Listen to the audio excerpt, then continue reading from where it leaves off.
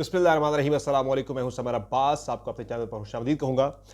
नाज़रीन, आज की इस वीडियो में आपको बताएंगे कि दो बड़ी सियासी जमातों ने एंकर्स को निशाने पर ले लिया है। पाकिस्तान तहरीक इंसाफ ने 5 एंकर्स के बाइकआउट का ऐलान कर दिया है और मुस्लिम लीग नून ने भी एक सीनियर एंकर को निशाने पर रख लिया है। ये कहानी क्या है, माजरा क्या है, आपको डिटेल आगे चल के आपसे शेयर करेंगे। और नाज़रीन, हुकूमत बनते साथ ही एक हफ्ते के अंदर ही पीपल्स पार्टी ने नून लीग को डिक्टेट करना शुरू कर दिया है। नून लीग को बड़ी ठीक ठाक परेशानी लाक हो चुकी है। आपको बताएंगे ये मामला, पहला ही एक नाखुशगवार वाकया जो है वो पीपल्स पार्टी नून लीग के दरमियान रनुमा हो चुका है। फिर नाज़रीन, हम बात करेंगे सिकंदर सुल्तान राजा जो है वो रूस रवाना हो गए हैं रशिया के दौरे पर, जहां वो फॉरेन ऑब्जर्वर के तौर पर वहां गए हैं, रवाना हुए हैं। रूस में चूंकि सदारती इलेक्शन हो रहा है तो सिकंदर सुल्तान राजा साहब एज ऑब्जर्वर जो है वो इलेक्शन को ऑब्जर्व करने वहां पे गए हैं। तो वैसे मेरी मुस्कुराहट के अंदर काफ़ी कुछ छुपा है। अच्छा जनाब, आगे हम बात करेंगे।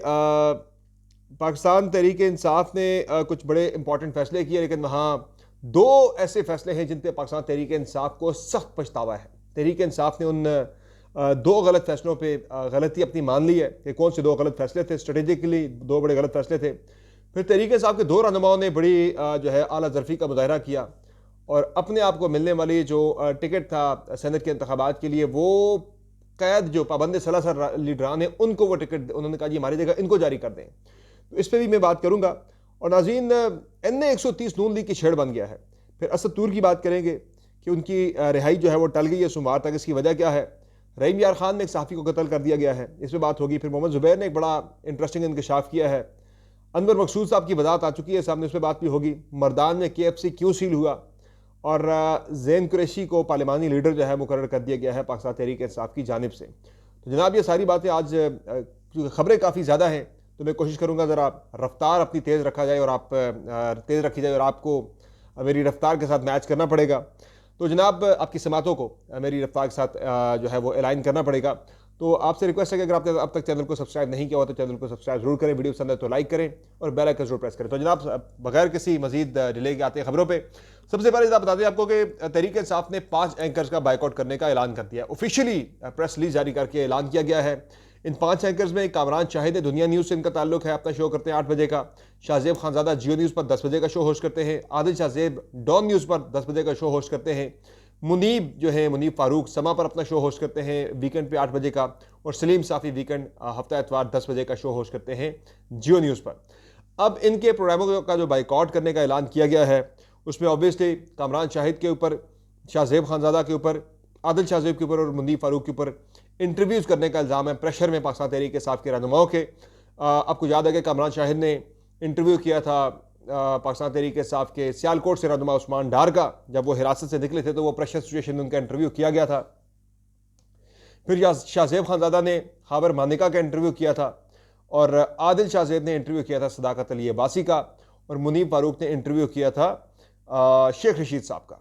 तो इन चारों एंकर्स के बाइकआउट का ऐलान किया पाकिस्तान तहरीक इंसाफ ने कि इनमें से किसी के प्रोग्राम में भी तहरीक इंसाफ का कोई भी गेस्ट नहीं जाएगा।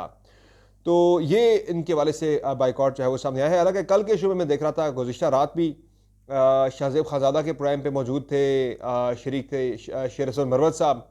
आदिल शाहजेब के प्रोग्राम पे मौजूद थे शौकत यूसुफजई साहब। तो गेस्ट कल तक तहरीक इंसाफ के जा रहे थे। ये ऐलान मुझे याद है कि आज से कोई महीना पहले भी हुआ था, बल्कि 1.5 महीना पहले हुआ था ये ऐलान। उसके बाद फिर अमल दरामद इनिशियली हुआ लेकिन फिर नहीं हुआ। अब तहरीक इंसाफ ने बाज़ाब्ता तहरीरी तौर पर जो है वो ये आज ऑर्डर जारी कर दिया कि भाई कोई भी इन एंकर्स के प्रोग्राम में नहीं जाएगा। मैं समझता हूँ कि प्रोग्राम में जाना चाहिए। अगर आप नहीं जाएंगे तो वन वे क्रिटिसिज्म होगा आपकी पार्टी के ऊपर, वन वे प्रोपेगेंडा होगा। आप जाके कम से कम अपने पार्टी का मौक़िफ़ तो वहाँ पे रख सकते हैं। प्लेटफॉर्म कोई भी गैर अहम नहीं होता। तो मेरे ख्याल से किसी प्लेटफॉर्म को खाली छोड़ना ये एक स्ट्रेटेजिकली दुरुस्त फैसला मुझे नहीं लगता। बहरहाल अपनी अपनी सोच है कि PTI को ये लगता है कि भाई हम नहीं जाएंगे तो उनकी जो कैलकुलेशन है और किसी हद तक दुरुस्त भी है कि हम नहीं जाएंगे, हमारे जब मेहमान नहीं जाएंगे तो ज़ाहिर है मुल्क में मेजॉरिटी में जो पॉपुलेशन है वो पाकिस्तान तहरीक इंसाफ को फॉलो करती है। तो रेटिंग जो है उन चैनल्स की, उन प्रोग्रामों की मुतासिर हो जाएगी हमारे ना जाने से। तो इस वजह से तहरीक इंसाफ ने वो नुकता सामने रखते हुए इनके शो में ना जाने का फैसला किया है। दूसरा नाम मंसूर अली खान। मंसूर अली खान को नून लीग ने कल से निशाने पे ले लिया है। कल ट्विटर पे टॉप ट्रेंड कर रहे थे और उनके हवाले से बड़े सख्त किस्म के ट्रेंड जो है वो चलाए जा रहे हैं। मुस्लिम लीग नून की जानिब से काफ़ी गालम गलोज कल से जारी है। और तनकीद क्यों हो रही है? तनकीद इसलिए हो रही है कि मंसूर अली खान ने जो नून लीग ने MNA बनाया है मरियम इकराम को, माजी में तहरीक इंसाफ के साथ थी, अब वो नून लीग में आ गई हैं। उनकी जो है कुछ अर्सा पहले तक वो टिकटॉक वगैरह पे बाकी जगहों पे मीम बनाया करती थी मरियम नवाज़ के ख़िलाफ़, अब वो नून लीग की MNA बन चुकी है। चूँकि मरियम इकराम जो है वो शहबाज शरीफ वाले चैनल से आई है, MNA बनी है, तो मरियम नवाज़ वाला जो ग्रुप है पूरा वो इस पर काफ़ी ज़्यादा बरहम है और मरियम इकराम को लेके काफ़ी ज़्यादा नून लीग के जो कारकुनान हैं और बाज़ाब्ता नून लीग के सोशल मीडिया सेल से जो है मंसूर अली खान के बकौल उनकी खबर के मुताबिक जो है जो उन्होंने बताया, जिस तरफ इशारा किया कि बाकायदा नून लीग के सोशल मीडिया सेल से इंस्ट्रक्शंस आके मरियम इकराम के ऊपर सख्त किस्म की कैरेक्टर असैसिनेशन इनकी की जा रही है। अब आपकी पार्टी की MNA बन चुकी है, आपको इज़्ज़त करनी चाहिए। वैसे भी खातून जो भी हो सियासत में आए उसके ऊपर इस तरह की किरदार कुशी करना और सख्त किस्म के भोंडे किस्म के बहुत ही बेलो द बेल्ट जाके इल्ज़ामात लगाना किसी भी सियासतदान के बारे में, किसी भी खातून पर्टिकुलरली खातून सियासतदान के बारे में तो बहुत ही शर्मनाक है और काबिल मजम्मत है। तो अपनी ही पार्टी की MNA को जो है वो नून लीग वाले नहीं बख्श रहे जनाब, ठीक ठाक आजकल उनकी किरदार कुशी की जा रही है। मरियम इकराम तो कानों को हाथ लगा के रो रही है बेचारी कि भाई मैंने मुझसे गलती क्या हो गई है। बहरहाल इस पर मंसूर अली खान ने कल आवाज़ उठाई तो मंसूर अली खान को ठीक ठाक जो है वो गालम गलोच और निशाने पर रख लिया मुस्लिम लीग नून ने, और कल से उनके खिलाफ ट्विटर पे ट्रेंडिंग वगैरह चल रही है और ठीक ठाक उनको तनकीद का निशाना बनाया जा रहा है, गालम गलोच से काम लिया जा रहा है। तो ये this is again very sad, very unfortunate. आपका अगर कोई पॉइंट ऑफ व्यू है तो आप उसको डिसेंट वे में भी एक्सप्रेस कर सकते हैं, लेकिन ये गालम गलोच का कल्चर जो है पाकिस्तान में ये काफ़ी ज़्यादा अब तेज़ी से बढ़ता जा रहा है ये रिवाज। बाकी जो हुकूमती खबरों की अगर हम बात करें तो हुकूमत ने डिक्टेट करना शुरू कर दिया, यानी पीपल्स पार्टी ने डिक्टेट करना शुरू कर दिया नून लीग को। ये तो हम पहले दिन से कह रहे हैं कि इस हुकूमत का रिमोट कंट्रोल पीपल्स पार्टी के पास, आसिफ अली जरदारी के पास है और हर तरह के फैसले की veto power Pakistan Peoples Party के पास है। कोई भी फैसला करें, अभी हुकूमत बातें कर रही है ना, हम निचकारी करेंगे, ये करेंगे, वो करेंगे, निचकारी पीपल्स पार्टी कभी नहीं होने देगी। आपकी हुकूमत खड़ी पीपल्स पार्टी के बलबूते पे खड़ी है, नीचे MNA पीपल्स पार्टी की उनके सहारे पे आप खड़े हैं, ऊपर आसिफ अली जरदारी के पास एतमाद के वोट का एक वेपन मौजूद है, वो किसी भी वक्त आपको एतमाद के वोट का कह सकते हैं अगर आप उनकी कोई भी बात नहीं मानते। तो पीपल्स पार्टी ने जनाब ये किया कि नून लीग ने चेयरमैन जफर महमूद को इरसा की चेयरमैन के तौर पर उनकी तकर्री की, तो within 24 hour Peoples Party ने प्रेशर डाल के ये नोटिफिकेशन वापस करवा दिया है। तो शहबाज शरीफ साहब मजबूर है, जाहिर है पीपल्स पार्टी के सर पे हुकूमत खड़ी है, तो उन्होंने कहा तो नोटिफिकेशन वापस हो गया विद इन 24 आवर। ये सिर्फ पहला और आखिरी वाक़या नहीं है, इस तरह के मजीद, ये पहला ज़रूर है लेकिन आखिरी नहीं है, इस तरह के मजीद इंस्टेंसेस आपको आगे देखने को भी मिलते रहेंगे। फिर जनाब पाकिस्तान तहरीक इंसाफ ने अपने कुछ फैसले किए, उस पर तहरीक इंसाफ को बड़ा शदीद अफसोस है। मैं ज़रा सिकंदर सुल्तान राजा वाली तरफ भी आगे चल के आऊँगा, ये भी by the way Tehreek Insaf का ही फैसला था उन्हें लगाना, लेकिन अब जो है सिकंदर सुल्तान राजा पाकिस्तान में इतना सख्त किस्म का इंतहाई कंट्रोवर्शियल तरीन इलेक्शन करवा के वो अब रवाना हुए हैं रूस, जहाँ वो एक फॉरेन ऑब्जर्वर के तौर पे रूस के सदारती इलेक्शन को ऑब्जर्व करने जा रहे हैं। तो उन्होंने वहाँ पे ऑब्जर्वर के तौर पे जाना है, लेकिन लगता है कि शायद व्लादिमीर पुतिन साहब उनकी खिदमात ही ले लें, लेकिन शायद उनकी खिदमात ना भी लें। जितने भोंडे अंदाज में पाकिस्तान में ये सारा धांधली का खेल रचा है, तो मुझे नहीं लगता उनकी खिदमात ली जाए, लेकिन वो ऑब्जर्व क्या करेंगे वहाँ जाके, रिपोर्ट तो वो शायद यही होगी कि ये बहुत ही उन्हें तो वहाँ का इलेक्शन, पाकिस्तान के इलेक्शन को देखते हुए तो रशिया का इलेक्शन जो है व्लादिमीर पुतिन का, वो तो इंतहाई शफाफ इलेक्शन लगेगा। तो चलें, ये ऑन द लाइटर नोट ये कमेंट था। अच्छा, तहरीक इंसाफ ने दो फैसलों पे, कल शेर अफजल मरवत को मैं सुन रहा था जियो पे शाजिब खानजादा के शो में, वो ये कह रहे हैं कि भाई दो जगहों पे हमसे बड़ी गलती हुई है। एक गलती हमसे हुई कि जब हमारा शिरानी ग्रुप के साथ इमरान खान ने मंजूरी दी थी कि शिरानी ग्रुप से करें इत्तेहाद, सीट एडजस्टमेंट करें, और वो कहते हैं हमारे असद कैसर के साथ शेर अफजल मरवत, असद कैसर और बैरिस्टर गौहर के साथ मिलके मामलात काफ़ी आगे बढ़ चुके थे, TOR भी तय हो चुके थे, हल्के भी तय हो चुके थे, कहाँ से सीट एडजस्टमेंट करनी है।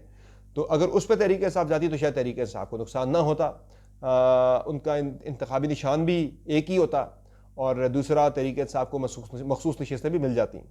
और दूसरा वो कहते हैं कि जब हमारा बाद में इत्तेहाद हो गया हमारा, यानी कि वो कह रहे हैं कि यहाँ पे हमारी सुनी उनसे शिरानी साहब के ग्रुप से काफ़ी हद तक मामला आगे बढ़ चुके थे, खान साहब के हुक्म पे आगे बढ़े थे, और फिर पता नहीं किसने बीच में ये बल्लेबाज की एंट्री करवाई और सारा काम हमारा ख़राब हो गया। अब वो कहते हैं भाई तहकीकात होनी चाहिए इस मामले की कि ये बल्लेबाज वाली ड्रामे की एंट्री किसने करवाई है पार्टी के अंदर, तो इस चीज़ की तहकीकात होनी बड़ी ज़रूरी है। दूसरा उन्होंने कहा जी कि जब हमारा MWM के साथ, मजलिस वफ़द मुस्लिमीन के साथ इत्तेहाद हो चुका था, जो सीट भी जीते हुए थे KP से कौमी असम्बली की, तो उनके साथ अगर हम इत्तेहाद में जाते तो शायद हमारी मखसूस नशिस्तें ज़ाया ना होती। उनके साथ जाके फिर हमें तनकीद की गई, कुछ धमकी हमें फ़ोन भी आए, हमें ज़रा पार्टी के अंदर से धमकी आई होगी भाई शिया तंजीम के साथ क्यों इत्तेहाद कर रहे हैं। तो आल्दो ये एक आर्जी टेम्प्रेरी अरेंजमेंट था, अभी भी सुन्नी इत्तेहाद कौंसिल के साथ टेम्प्रेरी अरेंजमेंट है, लेकिन मजलिस वहदतुल मुस्लिमीन को छोड़ के प्रेशर डलवा के सुन्नी इत्तेहाद कौंसिल से करवाया गया, जो खुद कौमी असम्बली का इलेक्शन कॉन्टेस्ट ही नहीं किया जिस जमात ने।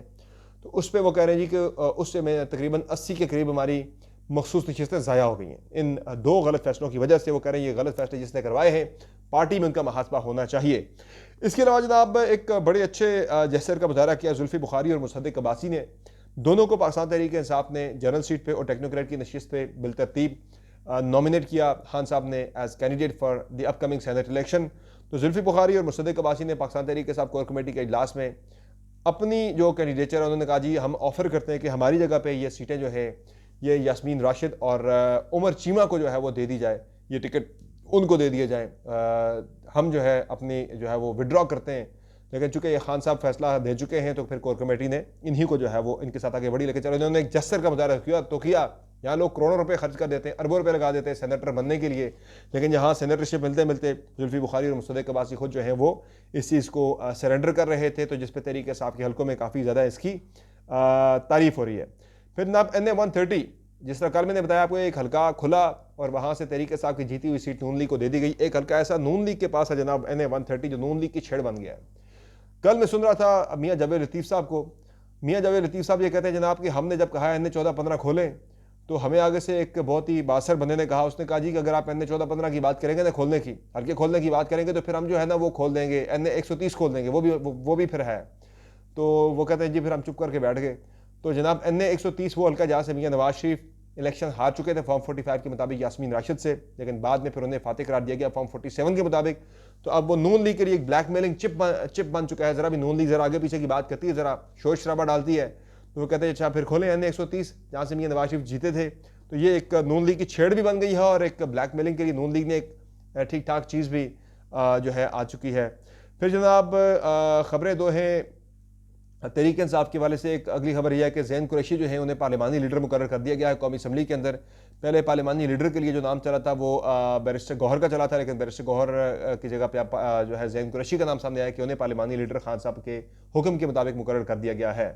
फिर जनाब जो पेशावर हाई कोर्ट का फैसला है तहरीक इंसाफ की मखसूस नशिस्तों के हवाले से, वो पाकिस्तान तहरीक इंसाफ ने फैसला कर दिया, ऐलान कर दिया कि वो फैसला जो है अब सुप्रीम कोर्ट ऑफ पाकिस्तान में चैलेंज किया जाएगा मखसूस नशिस्तों के हवाले से। और मेरी इस पर राय है कि तहरीक इंसाफ को इस पर रिलीफ मिल सकता है।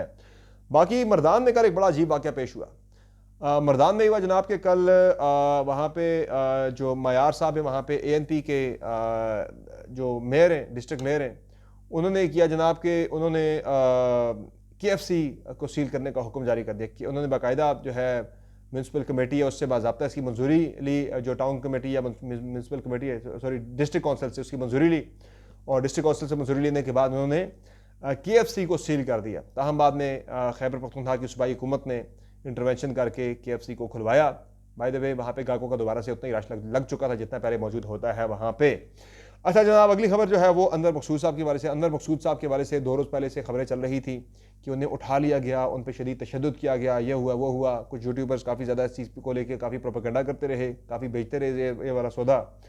तो अनवर मकसूद साहब ने कल खुद मंजर आम पे आके एक वीडियो रिकॉर्ड करके अपनी भेजी। उन्होंने कहा जी खुदारा मेरे बारे में ये झूठ न फैलाएं, जिसने भी ये मेरे बारे में खबर दी है उसने मेरी ज़िंदगी अज़ाब में डाल दी। मुझे लोगों ने फ़ोन कर करके भाई पूछ के भाई आपको कितनी मार पड़ी, कौन उठा के ले गया आपको, वगैरह ना मुझे कोई उठा के लेके गया ना मुझे मार पड़ी। वो कह रहे हैं मैं 84 साल मेरी उम्र है, मेरे लिए तो एक थप्पड़ ही काफ़ी, मैंने एक थप्पड़ से ही मैंने गिर जाना है।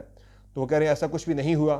तो ये सारी जो है ये खबरें गलत चलाई गई हैं। जिसने भी चलाई उनके बारे में उसने कोई उनकी जो है कोई उनकी साथ हमदर्दी नहीं कि बल्कि वो कह रहे हैं मुझे फ़ोन कॉलें कर करके सारे लोगों ने, मैं तो ठीक ठाक अजियत में आ गया।